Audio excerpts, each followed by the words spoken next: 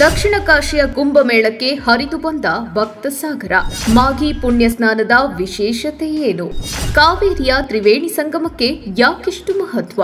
ಕನ್ನಡಿಗರ ಹೆಮ್ಮೆಯ ಆ ಸ್ಥಳ ಯಾವುದು? ವಿಶ್ವದಲ್ಲೇ ಹೆಚ್ಚು ಖ್ಯಾತಿ ಪಡೆದಿರುವ ಐತಿಹಾಸಿಕ ಪ್ರಯಾಗ್ರಾಜ್ನ ಮಹಾಕುಂಭಮೇಳದಲ್ಲಿ ಭಾಗಿಯಾಗಲು ಸಾಧ್ಯವಾಗದವರು ಇದೀಗ ಕಾಶಿಯ ಪ್ರತಿರೂಪ ಅಂತಾನೆ ಕರೆಯಿಸಿಕೊಳ್ಳುವ, ಅದರಲ್ಲೂ ದಕ್ಷಿಣ ಕಾಶಿ ಅಂತಲೇ ಖ್ಯಾತಿಯಾಗಿರುವ ಆ ಒಂದು ಪುಣ್ಯ ಕ್ಷೇತ್ರದಲ್ಲಿ ಪುಣ್ಯ ಸ್ನಾನ ಮಾಡಿದ್ದಾರೆ. ಅಲ್ಲದೆ ಕಾಶಿಯಲ್ಲಿ ನಡೆಯೋ ಮಹಾಮಂಗಳಾರತಿಯಂತೆಯೇ ಆ ಸ್ಥಳದಲ್ಲೂ ನಡೆದ ಮಂಗಳಾರತಿಯಲ್ಲಿ ಸಹಸ್ರಾರು ಭಕ್ತರು ಭಾಗಿಯಾಗಿದ್ರು. ಇನ್ನು ಮಹಾಕುಂಭದಂತೆಯೇ ಭಕ್ತರು ತಮ್ಮ ಭಾವನೆಗಳನ್ನ ವ್ಯಕ್ತಪಡಿಸಿ ಆ ಕ್ಷೇತ್ರದ ಕುರಿತು ಸಂತಸ ಹಂಚಿಕೊಂಡಿದ್ರು. ಅಷ್ಟಕ್ಕೂ ಇಷ್ಟೆಲ್ಲ ವೈವಿಧ್ಯತೆಯನ್ನ, ಐತಿಹಾಸಿಕ ಹಿನ್ನೆಲೆಯನ್ನ ಹೊಂದಿರೋ ಅದರಲ್ಲೂ ದಕ್ಷಿಣ ಕಾಶಿ ಅನ್ನೋ ಹೋಲಿ ಪ್ಲೇಸ್ ಯಾವುದು, ಅಲ್ಲಿ ಏನೇನು ನಡೆಯುತ್ತೆ, ಆ ಕ್ಷೇತ್ರದ ವಿಶೇಷತೆ ಏನು ಅನ್ನೋದನ್ನ ತಿಳಿಯಲು ಈ ವಿಡಿಯೋವನ್ನ ತಪ್ಪದೆ ನೋಡಿ. ಜಗತ್ತಿನಲ್ಲೇ ಭಾರತ ಸದ್ಯ ಆಧ್ಯಾತ್ಮಿಕತೆಯಲ್ಲಿ ಮಾದರಿಯಾಗಿದೆ. ಇದಕ್ಕೆ ಸಾಕ್ಷಿ ಎಂಬಂತೆ ಜಾಗತಿಕ ಮಟ್ಟದಲ್ಲಿನ ಬೇರೆ ಬೇರೆ ದೇಶದ ದಿಗ್ಗಜರು ಉತ್ತರ ಪ್ರಯಾಗ್ರಾಜ್ನಲ್ಲಿ ನಡೀತಾ ಇರುವ ಐತಿಹಾಸಿಕ ಮಹಾಕುಂಭಮೇಳಕ್ಕೆ ಆಗಮಿಸಿ ಗಂಗೆಯಲ್ಲಿ ಮಿಂದೆದ್ದು ತಮ್ಮ ಜೀವನದಲ್ಲಿ ಒಳಿತಾಗಲೆಂದು ಬೇಡಿಕೊಳ್ತಿದ್ದಾರೆ ಅನ್ನೋದು ಭಾರತೀಯರ ಪಾಲಿಗೆ ಹೆಮ್ಮೆಯ ಸಂಗತಿ. ಇನ್ನು ಕಳೆದ ಕೆಲವು ದಿನಗಳಿಂದ ನಡೀತಾ ಇರುವ ಈ ಪವಿತ್ರ ಕುಂಭಯಾತ್ರೆಯಲ್ಲಿ ಭಾಗವಹಿಸಿ ನಮ್ಮ ರಾಷ್ಟ್ರಪತಿ, ಪ್ರಧಾನಿ ಆದಿಯಾಗಿ ಹಲವು ರಾಜಕಾರಣಿಗಳು, ಸೆಲೆಬ್ರಿಟಿಗಳು, ಉದ್ಯಮ ಲೋಕದ ದೈತ್ಯರು ಸೇರಿದಂತೆ ಹಲವಾರು ಖ್ಯಾತ ವ್ಯಕ್ತಿಗಳು ಪುಣ್ಯ ಸ್ನಾನ ಮಾಡಿದ್ದಾರೆ. ಆದರೆ ತಮ್ಮ ಸ್ವಂತ ವಾಹನಗಳನ್ನ ತೆಗೆದುಕೊಂಡು ದೇಶದ ನಾನಾ ಭಾಗಗಳಿಂದ ಈ ಮಹಾಕುಂಭ ಮೇಳಕ್ಕೆ ಹೋಗಿರೋ ಅದೆಷ್ಟೋ ಜನರಿದ್ದಾರೆ. ಇನ್ನು ಬಾಡಿಗೆ ವಾಹನ, ರೈಲು, ಬಸ್ ಹೀಗೆ ಪ್ರಯಾಣ ಮಾಡಿದವರು ಇನ್ನದೆಷ್ಟೋ. ಅಲ್ಲದೆ ಇದಕ್ಕೂ ಒಂದು ಹೆಜ್ಜೆ ಮುಂದೆ ಹೋಗಿ ವಿಮಾನ ಹಾರಿ ಗಂಟೆಗಳಲ್ಲಿ ಕುಂಭ ಪ್ರವೇಶ ಮಾಡಿದವರೆಷ್ಟೋ. ಈ ಜನ್ಮದ ಸುಕೃತವೇನೋ ಗೊತ್ತಿಲ್ಲ, ನಮ್ಮ ಜೀವಿತಾವಧಿಯಲ್ಲಿ ಕುಂಭಮೇಳ ಬಂದಿದೆ. ಆದ್ರೆ ದೂರದ ಉತ್ತರದ ಪ್ರಯಾಗಕ್ಕೆ ನಾವು ಹೋಗಲು ಸಾಧ್ಯವಾಗಿಲ್ಲ ಅನ್ನೋ ಕೊರಗಿನಲ್ಲಿ, ನಿರಾಶೆಯಲ್ಲಿ ಅದೆಷ್ಟೋ ಜನರಿದ್ದಾರೇನೋ. ಅದರಲ್ಲೂ ನಮ್ಮ ಕನ್ನಡಿಗರೆಷ್ಟು ಜನ ಇದೇ ಚಿಂತೆ ಮಾಡ್ತಿದ್ದಾರೇನೋ ಅದಕ್ಕೆಲ್ಲ ಈಗ ಫುಲ್ ಸ್ಟಾಪ್ ಬಿದ್ದಿದೆ. ಈ ಎಲ್ಲ ಚಿಂತೆಗಳಲ್ಲಿ ಇದ್ದವರು ಇದೀಗ ಮೈಸೂರಿನ ಕುಂಭಮೇಳದಲ್ಲಿ ಮಿಂದೆದ್ದು ಕಾವೇರಿ ಹಾಗೂ ಕಪಿಲಾ ನದಿಯಲ್ಲಿ ಪುಣ್ಯ ಸ್ನಾನ ಮಾಡಿ ಲೋಕ ಕಲ್ಯಾಣಕ್ಕಾಗಿ ಪ್ರಾರ್ಥನೆ ಮಾಡಿದ್ದಾರೆ ಅಂದ್ರೆ ಕೇಳೋಕೆ ಎಷ್ಟು ಹಿತವಲ್ವಾ? ಎಸ್, ದಕ್ಷಿಣ ಕಾಶಿ ಎಂದೇ ಹೆಸರುವಾಸಿಯಾಗಿರುವ ತಿರುಮಕೂಡಲು ನರಸೀಪುರದಲ್ಲಿನ ಅಂದ್ರೆ ತಿ ನರಸೀಪುರದಲ್ಲಿ ಈ ಕುಂಭಮೇಳದ ಸಂಭ್ರಮ ಮೈದಳೆದಿತ್ತು. ಪಂಚಲಿಂಗ ಕ್ಷೇತ್ರ ಎಂಬ ಖ್ಯಾತಿ ಪಡೆದಿರೋ ಈ ನರಸೀಪುರಕ್ಕೆ ಅಗಸ್ತೇಶ್ವರ, ಸೋಮೇಶ್ವರ, ಮಾರ್ಕಂಡೇಶ್ವರ, ಗರ್ಗೇಶ್ವರ ಹಾಗೂ ಹನುಮೇಶ್ವರ ಲಿಂಗಗಳು ಧಾರ್ಮಿಕ ಪ್ರಾಧಾನ್ಯತೆ ತಂದುಕೊಟ್ಟಿವೆ. ಶತಮಾನಗಳಷ್ಟು ಹಳೆಯದಾಗಿರುವ ಇಲ್ಲಿನ ಗುಲಗಂಜಿ ನರಸಿಂಹಸ್ವಾಮಿ ದೇವಾಲಯವನ್ನ ಮಡಿವಾಳ ಸಮುದಾಯದ ವ್ಯಕ್ತಿಯು ನಿರ್ಮಿಸಿದ್ದಕ್ಕಾಗಿ ಕುರುಹುಗಳಿವೆ. ಇನ್ನು ಕಾವೇರಿ, ಕಪಿಲಾ ಮತ್ತು ಗುಪ್ತಗಾಮಿನಿಯಾಗಿರುವ ಸ್ಫಟಿಕ ಸರೋವರಗಳು ಕೂಡುವ ಈ ತಿರುಮಕೂಡಲದ ತ್ರಿವೇಣಿ ಸಂಗಮವು ದಕ್ಷಿಣದ ಪವಿತ್ರ ಕ್ಷೇತ್ರಗಳಲ್ಲಿ ಒಂದಾಗಿದೆ. ಇಲ್ಲಿಗೆ ಪ್ರತಿದಿನವೂ ಹಲವಾರು ಭಕ್ತರು ಆಗಮಿಸಿ ಪೂಜೆ ಸಲ್ಲಿಸುವುದಲ್ಲದೆ ಧಾರ್ಮಿಕ ಕೈಂಕರ್ಯಗಳಲ್ಲಿ ಭಾಗಿಯಾಗಿ ಹೋಗ್ತಾರೆ. ಆದರೆ ಇಲ್ಲಿನ ಕುಂಭಮೇಳದಲ್ಲಿ ಸಹಸ್ರಾರು ಸಂಖ್ಯೆಯಲ್ಲಿ ಭಕ್ತರು ಆಗಮಿಸಿ ಪುಣ್ಯ ಸ್ನಾನ ಮಾಡುವುದು ವಿಶೇಷ. ಈ ಕಾವೇರಿ ಕೊಳದಲ್ಲೂ ಕುಂಭಮೇಳ ಪ್ರತಿ 3 ವರ್ಷಗಳಿಗೊಮ್ಮೆ ನಡೆಯುತ್ತಲೇ ಬಂದಿದೆ. ಆದರೆ ಕಳೆದ 2019ರ ನಂತರ 2022ರಲ್ಲಿ ಕುಂಭಮೇಳ ನಡೆಯಬೇಕಾಗಿತ್ತು. ಆದರೆ ಭೀಕರ ಕೋವಿಡ್ ಕಾರಣದಿಂದ ಅದು ಸಾಧ್ಯವಾಗಿರಲಿಲ್ಲ. ಆದರೆ ರಾಜ್ಯ ಸರ್ಕಾರ ಹಾಗೂ ಪ್ರಮುಖ ಸ್ವಾಮೀಜಿಗಳು ಈ ಬಾರಿ ಕುಂಭಮೇಳದ ಆಯೋಜನೆ ಮಾಡಿದ್ರು.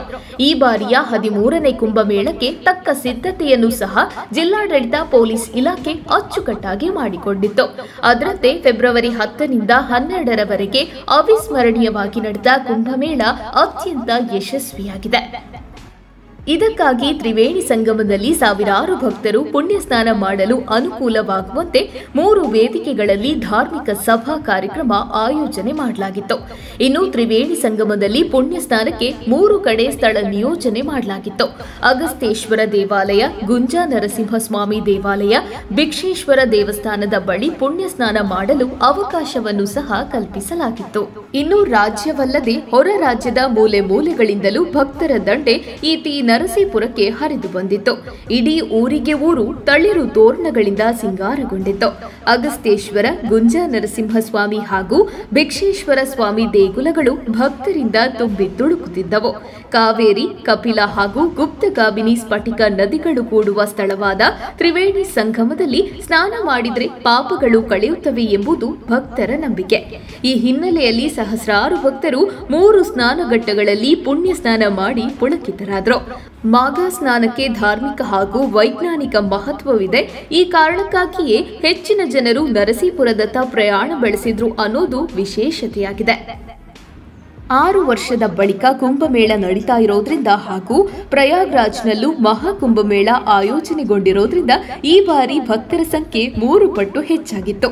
ಹೊರ ರಾಜ್ಯ ಜಿಲ್ಲೆಗಳಿಂದ ಕುಂಭಮೇಳಕ್ಕೆ ಬರುವ ಭಕ್ತರಿಗಾಗಿ ವಿವಿಧ ಮಠಗಳಿಂದ ನಾನಾ ಸೇವೆ ಒದಗಿಸಲಾಗಿತ್ತು.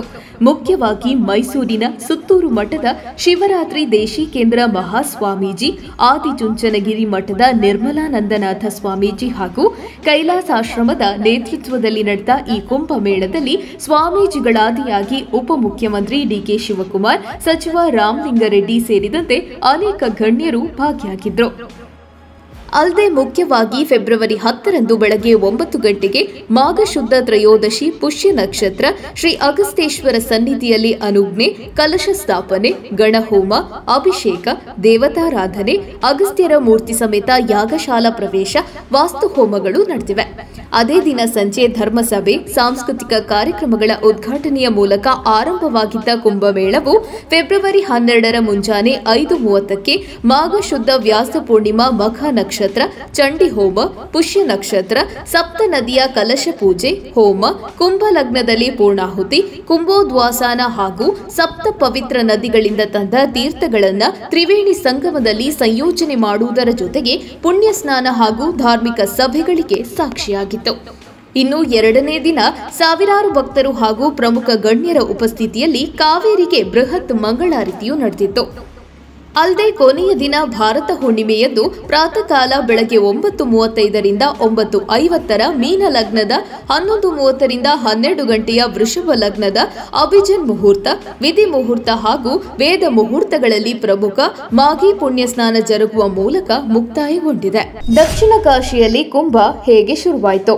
ಇನ್ನು ಈ ದೂರದ ಉತ್ತರ ಪ್ರಯಾಗ್ರಾಜ್ನಲ್ಲಿನ ಕುಂಭಮೇಳ ನಮ್ಮ ಕರುನಾಡಿಗೆ ಹೇಗೆ ಕಾಲಿಟ್ಟಿತು ಅನ್ನೋ ಪ್ರಶ್ನೆ ನಮ್ಮಲ್ಲಿ ಮೂಡೋದು ಸಹಜ. ಆದ್ರೆ ಆ ಕತೆ ಕೇಳಿದ್ರೆ ನಿಜಕ್ಕೂ ವಿಸ್ಮಯವೇ ಆಗುತ್ತೆ. ಎಸ್, ಈ ಕುಂಭಮೇಳ ಕಾವೇರಿ ತಟದಲ್ಲಿ ಜರುಗಲು ಮುಖ್ಯ ಕಾರಣ ಆದಿಚುಂಚನಗಿರಿ ಮಠದ ಡಾಕ್ಟರ್ ಬಾಲಗಂಗಾಧರನಾಥ ಸ್ವಾಮೀಜಿಯವರು ಅನ್ನೋದು ಹೆಮ್ಮೆಯ ಸಂಗತಿ.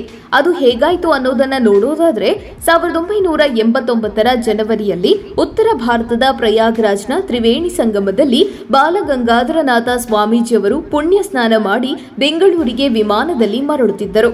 ಈ ವೇಳೆ ಬೆಂಗಳೂರಿನ ಕೈಲಾಸಾಶ್ರಮದ ತಿರುಚಿ ಸ್ವಾಮೀಜಿ ಹಾಗೂ ಓಂಕಾರಾಶ್ರಮದ ಶಿವಪುರಿ ಸ್ವಾಮಿಗಳನ್ನ ದಕ್ಷಿಣದಲ್ಲಿ ಕುಂಭಮೇಳ ಏರ್ಪಡಿಸುವ ಕುರಿತು ಚರ್ಚಿಸಿ ಕುಂಭಮೇಳ ಆಯೋಜಿಸಲು ದಕ್ಷಿಣ ಭಾಗದಲ್ಲಿ ಪುಣ್ಯಕ್ಷೇತ್ರಗಳು ಇಲ್ಲವೇ ಅಂತ ಶ್ರೀಗಳು ಪ್ರಶ್ನಿಸಿದ್ದರಂತೆ. ತಿರುಚಿ ಸ್ವಾಮೀಜಿಯವರು ದಕ್ಷಿಣದಲ್ಲೂ ಈ ರೀತಿಯ ಪುಣ್ಯ ಸ್ಥಳಗಳು ಕಾವೇರಿಯ ನದಿಯ ದಡದಲ್ಲಿ ಇದೆ ಅಂತ ತಿಳಿಸಿದ್ರಂತೆ.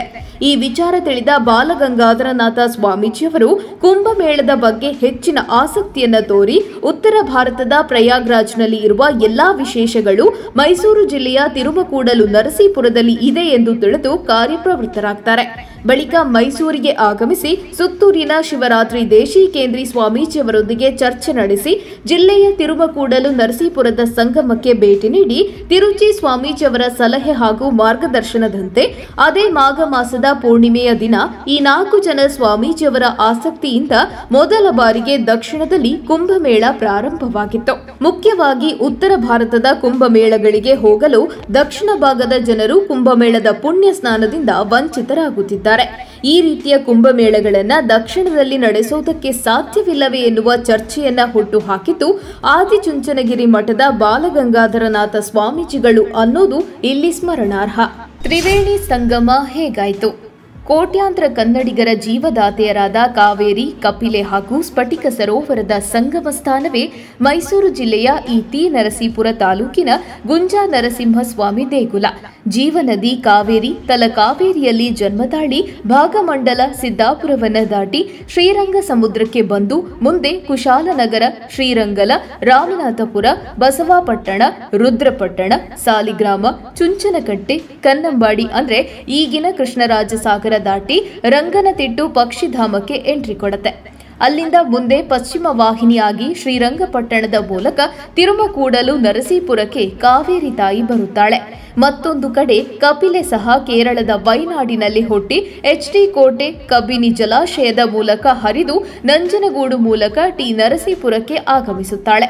ಮತ್ತೊಂದು ಗುಪ್ತಗಾಮಿನಿ ಸ್ಫಟಿಕ ಸರೋವರ ಕಾವೇರಿ ಕಪಿಲೆಯನ್ನ ಸೇರುತ್ತದೆ. ಈ ಮೂಲಕ ತಿರುಮಕೂಡಲ ನರಸೀಪುರ ಪವಿತ್ರ ನದಿಗಳ ಸಂಗಮ ಸ್ಥಾನವಾಗಿ ಖ್ಯಾತಿ ಪಡೆದಿದೆ.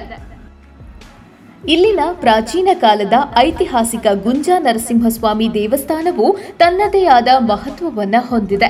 ಅಗಸ್ತ್ಯ ಮುನಿಗಳು ಸ್ವತಃ ತಾವೇ ಮರಳಿನ ಲಿಂಗವನ್ನ ಪ್ರತಿಷ್ಠಾಪಿಸಿ ಪೂಜಿಸಿದ ಅಗಸ್ತೇಶ್ವರ ಸ್ವಾಮಿ, ಹನುಮಂತೇಶ್ವರ ಸನ್ನಿಧಿಗಳು ವಿರಾಜಮಾನವಾಗಿವೆ. ಈ ಕ್ಷೇತ್ರವು ಗಂಗಾ ತೀರ್ಥಕ್ಕಿಂತಲೂ ಒಂದು ಗುಲಗಂಜಿ ಪ್ರಮಾಣದಷ್ಟು ಹೆಚ್ಚು ಪುಣ್ಯದ ನೆಲೆಯೆಂದು ಗುಂಜಾ ನರಸಿಂಹಸ್ವಾಮಿಯ ಹಸ್ತದಲ್ಲಿರುವ ತಕ್ಕಡಿಯು ಸಾರಿ ಹೇಳುತ್ತೆ. ಭಾರದ್ವಾಜ ಋಷ್ಯಾಶ್ರಮ, ಚೌಡೇಶ್ವರಿ ದೇವಸ್ಥಾನ, ರುದ್ರಪಾದ, ಅಕ್ಷಯ ವಟವೃಕ್ಷ, ಅಶ್ವಥ ವೃಕ್ಷ, ಗುಡಿ ಮಂಟಪಗಳು, ವ್ಯಾಸರಾಜ ಮಠ ಮೊದಲಾದವು ಈ ಕ್ಷೇತ್ರದ ಪ್ರಾಚೀನ ಪಾವಿತ್ರ್ಯತೆಯನ್ನ ಎತ್ತಿ ತೋರುತ್ತವೆ. ಅನೇಕ ಮತ ಪಂಥ ಧರ್ಮಗಳು ಒಂದೆಡೆ ಸಮ್ಮಿಲನಗೊಂಡು ಸರ್ವಧರ್ಮಗಳ ಸಂಗಮ ಕ್ಷೇತ್ರವೂ ಆಗಿ ಕಂಗೊಳಿಸುತ್ತಿದೆ. ಇನ್ನು ಮುಖ್ಯವಾಗಿ ಈ ರೀತಿಯ ಕುಂಭಮೇಳಗಳು ಹಿಂದೂಗಳಿಗೆ ಧಾರ್ಮಿಕವಾಗಿ ಅತ್ಯಂತ ಮಹತ್ವದ್ದಾಗಿದೆ. ಪ್ರತಿ ಕುಂಭಮೇಳದ ಸಂದರ್ಭದಲ್ಲೂ ಲಕ್ಷಾಂತರ ಹಿಂದೂಗಳು ಆಚರಣೆಗಳಲ್ಲಿ ಭಾಗವಹಿಸುತ್ತಾರೆ. ಜಾತಿ, ಮತ, ಪ್ರದೇಶದ ಎಲ್ಲಾ ಲೌಕಿಕ ಅಡೆತಡೆಗಳನ್ನು ಲೆಕ್ಕಿಸದೆ ಕುಂಭಮೇಳವು ಸಾಮಾನ್ಯ ಭಾರತೀಯರ ಹಾಗೂ ನಮ್ಮ ಕನ್ನಡಿಗರ ಮನಸ್ಸು ಮತ್ತು ಕಲ್ಪನೆಯ ಮೇಲೆ ಅಗಾಧ ಪ್ರಭಾವ ಬೀರುತ್ತವೆ. ಕುಂಭಮೇಳಗಳು ವಿಶ್ವದಲ್ಲೇ ಅತಿ ಹೆಚ್ಚು ಧಾರ್ಮಿಕ ಸಭೆಗಳು ನಡೆಯುವ ಸ್ಥಳಗಳಾಗಿವೆ. ನಾವಿಲ್ಲಿ ಹಿಂದೂ ಪುರಾಣಗಳ ಪ್ರಕಾರ ನೋಡಿದಾಗ ಒಬ್ಬ ವ್ಯಕ್ತಿಯು ತನ್ನ ಪಾಪಗಳಿಂದ ಹೊರಬಂದು ಜನನ ಮತ್ತು ಪುನರ್ಜನ್ಮದ ವಿಷ ಚಕ್ರದಿಂದ ಮೋಕ್ಷ ಸಾಧಿಸಲು ಜಗತ್ತಿನ ಏಕೈಕ ಸಮಯ ಮತ್ತು ಸ್ಥಳ ಅಂದ್ರೆ ಅದು ಈ ಕುಂಭಮೇಳ ಅನ್ನೋದನ್ನ ಕೇಳಿದಾಗ ನಮಗೆ ನಿಜಕ್ಕೂ ರೋಮಾಂಚನವಾಗುತ್ತೆ. ಒಟ್ನಲ್ಲಿ ಒಬ್ಬ ವ್ಯಕ್ತಿಯು ತನ್ನ ಜೀವನದಲ್ಲಿ ಮಾಡಿರುವ ಎಲ್ಲಾ ಪಾಪಗಳನ್ನ ತೊಳೆಯುತ್ತದೆ ಅಂತ ಹೇಳಲಾಗುವ ಪವಿತ್ರ ಗಂಗೆಯಲ್ಲಿ ಸ್ನಾನ ಮಾಡಿ ದೀಪ ಬೆಳಗಿಸಿ ನಮ್ಮ ಆಸೆಯನ್ನ ನಿವೇದಿಸಿಕೊಂಡ್ರೆ ಅವು ಕಾರ್ಯರೂಪಕ್ಕೆ ಬರುತ್ತವೆ ಅನ್ನೋ ನಂಬಿಕೆ ಈಗಲೂ ಜನರಲ್ಲಿ ಮುಂದುವರೆದಿದೆ. ಪವಿತ್ರ ನೀರಿನಲ್ಲಿ ಪವಿತ್ರ ಸ್ನಾನ ಮಾಡಲು ಅದೆಷ್ಟೋ ಜನ ಕಾದು ಕುಳಿತಿದ್ದಾರೇನೋ. ಅಂತವರ ಪಾಲಿಗೆ ಈ ಕುಂಭಮೇಳಗಳು ಮಾತ್ರ ನಿಜಕ್ಕೂ ಮನಃಶಾಂತಿಯ ಸ್ಥಳಗಳಾಗಿದ್ದು ಬದುಕಿನ ಒತ್ತಡ, ಜಂಜಾಟ, ಕಿರಿಕಿರಿ ಇವುಗಳೆಲ್ಲದರ ಆಚೆಗೆ ಮನಸ್ಸಿಗೆ ಸಿಗುವ ಅಪರಿಮಿತ ನೆಮ್ಮದಿಗೆ ಈ ರೀತಿಯ ಧಾರ್ಮಿಕ ಕಾರ್ಯಕ್ರಮಗಳು ಕಾರಣವಾಗುತ್ತವೆ. ಅದೇನೇ ಇರಲಿ, ಈ ಬಾರಿಯ ಕುಂಭಮೇಳಕ್ಕೆ ನಿರೀಕ್ಷೆಗೂ ಮೀರಿ ಭಕ್ತರು ಆಗಮಿಸಿರೋದನ್ನ ನೋಡಿದಾಗ ನಿಜಕ್ಕೂ ಕುಂಭದ ಪ್ರಾಮುಖ್ಯತೆ ಹಾಗೂ ಅದರ ಅಗಾಧ ಪಾವಿತ್ರ್ಯತೆ ಎಷ್ಟಿದೆ ಅನ್ನೋದನ್ನ ನಾವು ಅರಿತುಕೊಳ್ಳಬೇಕಿದೆ.